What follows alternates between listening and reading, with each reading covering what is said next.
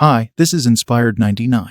In this video, we will see the reaction of Flex Wheeler on Hadi Choopan defeating Derek Lunsford Mr Olympia 2022. What does Flex Wheeler have to say about Hadi Choopan, Derek Lunsford? Bodybuilder Derek Lunsford's 2022 performance, which placed second one of the most significant narratives to come out of Las Vegas, Nevada, last month was Mr. Olympia. Lunsford recapped his second-place finish in a recent Olympia TV interview before Flex Wheeler and Shawn talked about his future plans beyond 2023. As far as the skill, the work that I put in the gym, and my mentality as far as back training, when I first started bodybuilding, I always heard shows are won from the back. That's all I ever heard, Derek Lunsford told Wheeler and Ray. Derek Lunsford gained attention from the bodybuilding scene all during the previous year, particularly after appearing as a guest model at the 2022 Pittsburgh Pro Show. Haney Rambod, Derek's coach, started to worry about his weight for the 212 category a few weeks later. Dan Solomon, the president of Olympia, had similar worries when he said Derek was nowhere near the 212-pound limit. Lunsford agreed to a special invitation to participate in the Open at the 2022 Olympia in September, and while Flex Lewis, a previous 7-time 212 Olympian, was given the invitation, Lunsford made the most of it, serving as one of the greatest surprises of the evening. Although he was unable to defeat the newly crowned champion Hadi Choopan, Lunsford is happy to have made his open class debut and be just one victory away from winning the Mr. Olympia title. In an Olympia TV interview, Flex Wheeler and Shawn joined him as he reflected on the outstanding performance and his promising future. Derek Lunsford reminisced on his 2022 Olympia performance before Flex Wheeler and Shawn added their comments. "I was having the time of my life.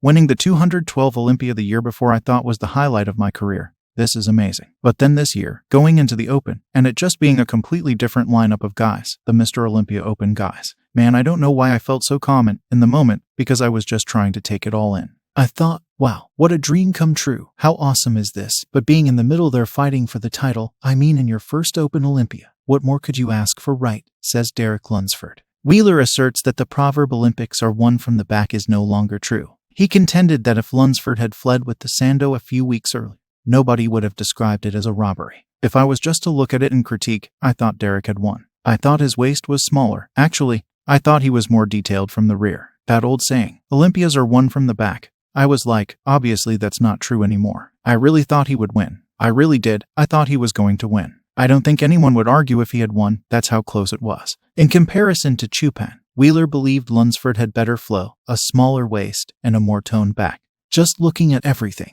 His back was tighter, his waist was tighter, and he was flowing better, so that's just my opinion. It's not personal," Flex Wheeler shared. Shawn thinks Derek's lack of muscle development was the only thing keeping him from winning the Mr. Olympia title. "Historically, I think right now, we've seen the best that Hadi has to offer. What is he going to work on next year? The back, but we've seen the best back he has to offer. What Derek has is youth and time, and that's something you can't buy. I think the maturity comes over time. Derek doesn't have to do again a whole lot of changing to his physique structurally. Weight-wise, he doesn't have to get bigger. You've been restricted. I think that's one of your problems with muscle maturity. You used to have to make weight for that class, and now it's wide open for you. You don't really need to add too much to be impeccable, right? Because if you do, you're going to be blocky." Wheeler cautioned Derek about chasing size since he did so when he tried to overtake 8-time Mr. Olympia Ronnie Coleman back when they were in competition. "I always tell my athletes, steal a pose if you can. I would say to him, do both versions.